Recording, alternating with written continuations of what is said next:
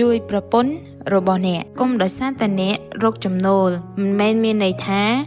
នាងគួរតែផ្ទុកបន្ទុកទាំងមូលនៅក្នុងផ្ទះនោះទេនាងមិនមែនជាអ្នកបម្រើរបស់អ្នកទេនាងមិនមែនជាមេដោះរបស់អ្នកទេនាងជាដៃគូរបស់អ្នកបានជួយបង្កើតក្មេងនោះ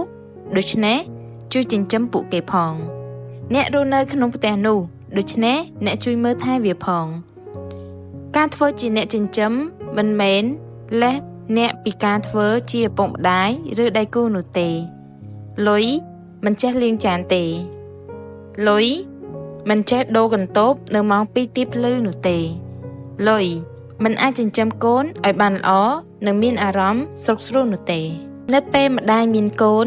គាត់អាចប្រឈមមុខនឹងបញ្ហាជាច្រើនរាងកាយអារម្មណ៍និងផ្លូវចិត្តនេះគឺជាបញ្ហាទូទៅមួយចំនួន 1. ការប្រែប្រួលរូបរាងបន្ទាប់ពីសម្រាលកូនរួចរាងកាយត្រូវការពេលវេលាដើម្បីជាសះស្បើយនេះរួមបញ្ចូលទាំងការឈឺអស់កម្លាំងនិងជួនកាលមានផលវិបាកដូចជាការឆ្លងមេរោគឬការពិបាកបំបើកដោះកូន 2. ការគេងមិនលក់ទារកទើបនឹងកើតតែងតែភ្ញាក់ពីគេងជាញឹកញាប់ជាពិសេសនៅពេលយប់ដូច្នេះអ្នកជាម្ដាយទើបនឹងកើតតែងតែគេងបានតិចបំផុត 3. អារម្មណ៍តានតឹងការផ្លាស់ប្ដូរអរម៉ូនភាពតានតឹងនិងកង្វះខាតការសម្រាកអាចនាំឲ្យអារម្មណ៍ប្រែប្រួលថប់អារម្មណ៍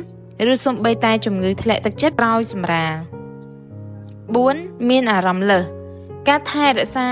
ទារកគឺជាការងារពេញម៉ោងម្ដាយខ្លះមានអារម្មណ៍ថាសម្ពាធក្នុងការធ្វើអ្វីគ្រប់យ៉ាងឲ្យបានត្រឹមត្រូវហើយអាចមានអារម្មណ៍ថាឯកាឬមិនប្រាកដ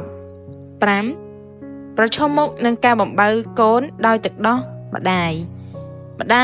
ខ្លះតស៊ូជាមួយនឹងការផ្គត់ផ្គង់ទឹកដោះបញ្ហាក្រវ៉ាត់កឬការឈឺចាប់អំឡុងពេលបំបើដោះកូន 6. ការផ្លាស់ប្ដូរអត្តសញ្ញាណម្ដាយខ្លះមានអារម្មណ៍ថាពួកគេបាត់បង់ផ្នែកមួយរបស់ពួកគេហើយតស៊ូជាមួយនឹងតុល្យភាពតួនាទីរបស់ពួកគេក្នុងនាមជាម្ដាយជាមួយនឹងអត្តសញ្ញាណតខ្លួនរបស់ពួកគេ